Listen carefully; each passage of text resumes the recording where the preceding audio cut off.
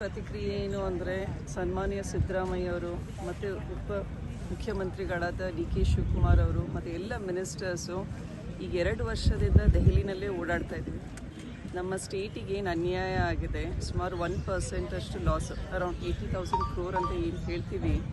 ನಮ್ಮ tax ಡೆವಲ್ಯೂಷನಲ್ಲಿ GSTನಲ್ಲಿ number 2 ಇದ್ದೀವಿ. GDP ಗ್ರೋತ್ನಲ್ಲಿ we are among the top performing states. So ಇದೆಲ್ಲದರ ನಡುವೆ ಸ್ಪೆಷಲ್ ಪ್ಯಾಕೇಜ್ ಅಂತ ಹೇಳಿ ಅಥವಾ ನಮ್ಮ ಕಲ್ಯಾಣ ಕರ್ನಾಟಕದ ಭಾಗದ ಜನತೆಗೆ ಬ್ಯಾಂಗ್ಳೂರಿನ ಅಭಿವೃದ್ಧಿ ಆಯಿತು, ಇರಿಗೇಷನ್ ಪ್ರಾಜೆಕ್ಟ್ಸಿನ ಅಭಿವೃದ್ಧಿ, ಏಮ್ಸ್ ಫಾರ್ ಕರ್ನಾಟಕ ಅಂತ ಹೇಳ್ತಾ ಇದ್ದೀವಿ. ಅದು ಇನ್ನಾದರೂ ನಮ್ಮ ಕನಸು ನನಸಾಗ್ತಾ ಇಲ್ಲ.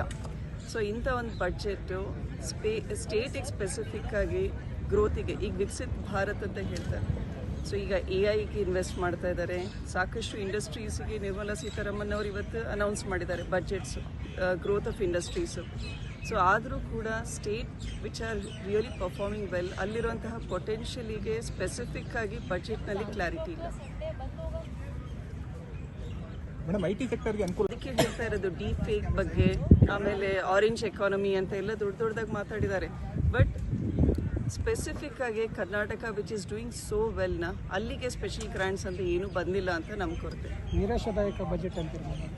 ನಿರಾಶಾದಾಯಕ ಬಜೆಟ್ ಯಾಕೆ ಅಂದರೆ 16th ಫೈನಾನ್ಸ್ ಕಮಿಷನ್ ಏನು ನಮಗೆ ಮಲ್ತಾಯಿ ಧೋರಣೆ ಅಂತಲೇ ಹೇಳ್ತಾ ಇದ್ದೀವಿ.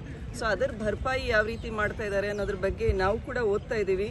ಇನ್ನು ನಮ್ಮ ಏನು 50% ಶೇರ್ ಮಾಡಿ ಅಂತ ಹೇಳ್ತಾ ಇದ್ದೀವಿ, ಅದು ಕೇವಲ 41% ಅಂತ ಹೇಳ್ತಾ ಇದ್ದಾರೆ. ಇದ್ರ ಬಗ್ಗೆ ಕೂಡ ಆತಂಕ ಇದೆ. ಈಗ ಮೇಡಮ್, ಬಜೆಟ್ಗೂ ಮುಂಚೆ ತಾವು ತಮ್ಮ ಕ್ಷೇತ್ರ ಸಂಬಂಧಪಟ್ಟಂಗೆ ಕೇಳಿರೋದು ನಮ್ಮ ಏಮ್ಸ್ ಬಗ್ಗೆ, IIT ಧಾರವಾಡ ಬಗ್ಗೆ ಕೇಳಿದ್ವಿ, ಮತ್ತು ಇರಿಗೇಷನ್ ಪ್ರಾಜೆಕ್ಟ್ಸ್ನ ಸಪೋರ್ಟ್ ಮಾಡಿ Bangalore development. Because very clearly ನಮ್ಮ chief minister, deputy chief minister ನಮಗೊಂದು ಕ್ಲಾರಿಟಿ ಕೊಟ್ಟಿದ್ರು. ನೀವು ಕೇಂದ್ರದಲ್ಲಿರುವಂತಹ ಎಲ್ಲ MPಸು, both ruling and the opposition, ಹೋಗಿ ನಮ್ಮ ಮಿನಿಸ್ಟರ್ಸ್ನ, ಪ್ರೈಮ್ ಮಿನಿಸ್ಟರ್ಸ್ನ ಒತ್ಕೊಟ್ಟು ರಾಜ್ಯಕ್ಕೆ ಬರಬೇಕಾಗಿರುವಂತಹ ಅನುದಾನವನ್ನು ತೊಗೊಂಡು ಬರ್ರಿ ಅಂತ. ಸೊ ಇದ್ರ ಬಗ್ಗೆ ನಮ್ಮ NH, ನಮ್ಮ ಸ್ಟೇಟ್ ಹೈವೇ ಅಪ್ಗ್ರೇಡೇಷನ್ ಬಗ್ಗೆ ಕೇಳಿದ್ವಿ, SH25 ಅಪ್ಗ್ರೇಡೇಷನ್ ಬಗ್ಗೆ ನಿತಿನ್ ಗಡ್ಕರಿ ಅವ್ರನ್ನ ಕೇಳಿದ್ವಿ.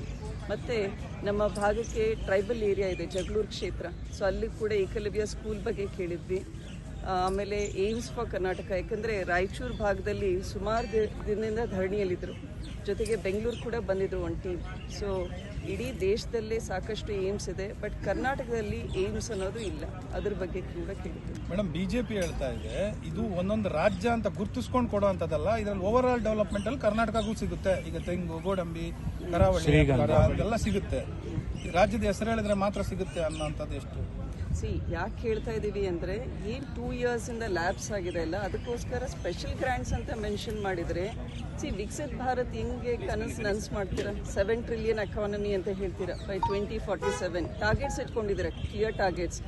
So IT sector and other sectors where Sandalwood ಬಗ್ಗೆ ಮಾತಾಡಿದ್ರೆ ಈಗ ಪೊಟೆನ್ಷಿಯಲ್ ಅಲ್ಲಿ, ಆಮೇಲೆ ನಟ್ಸ್ ಬಗ್ಗೆ, ಮತ್ತು ಈ ಕಳೆದ ಬಾರಿ ಬಿಹಾರಿಗೆ ಸ್ಪೆಷಲ್ ಬಡ್ಜೆಟ್ ಅನೌನ್ಸ್ ಮಾಡಿದ್ರಲ್ಲ ಮಖನಾ ಬಗ್ಗೆ.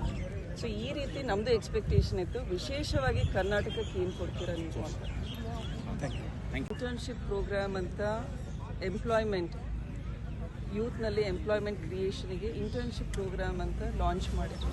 ಸೊ ನಮಗೂ ಅದೇ ಆತಂಕ ಇದೆ. ಇಂಟರ್ನ್ಶಿಪ್ ಪ್ರೋಗ್ರಾಮಿಗೆ crores of rupees ಇನ್ವೆಸ್ಟ್ ಮಾಡಿದ್ದೀರಾ, ಸ್ಕಿಲ್ಲಿಂಗಿಗೆ ಇನ್ವೆಸ್ಟ್ ಮಾಡಿದ್ದೀರಾ, but what is the outcome of this budget? Every year you make big announcement, but ಆ ಅಮೌಂಟ್ ಏನು ನೀವು ಸ್ಕಿಲ್ಲಿಂಗಿಗೆ, ಎಂಪ್ಲಾಯ್ಮೆಂಟಿಗೆ ಹಾಕ್ತಾ ಇದ್ದೀರಾ, ಸ್ಕಿಲ್ಲಿಂಗಿಂದ ಎಷ್ಟು ಎಂಪ್ಲಾಯ್ಮೆಂಟ್ ಜನ್ರೇಟ್ ಆಯಿತು? ನಮ್ಮ ಸ್ಟಾರ್ಟಪ್ಸು, MSMEಸ್ಗೆ ಸ್ಟಾರ್ಟಪ್ಸ್ನಲ್ಲಿ ಚೆನ್ನಾಗಿ ಮಾಡ್ತಾ ಇದ್ದಾರೆ. ಯೂನಿಕಾರ್ನ್ಸ್, ಇಷ್ಟೊಂದು ನಂಬರ್ ಆಫ್ ಯೂನಿಕಾರ್ನ್ಸ್ ಆಗಿದ್ದಾರೆ ಅಂತ ಅನೌನ್ಸ್ ಮಾಡಿದರು. ಬಟ್ ಅದರಿಂದ ಎಂಪ್ಲಾಯ್ಮೆಂಟ್ ಎಷ್ಟು ಕ್ರಿಯೇಟ್ ಆಗಿದೆ?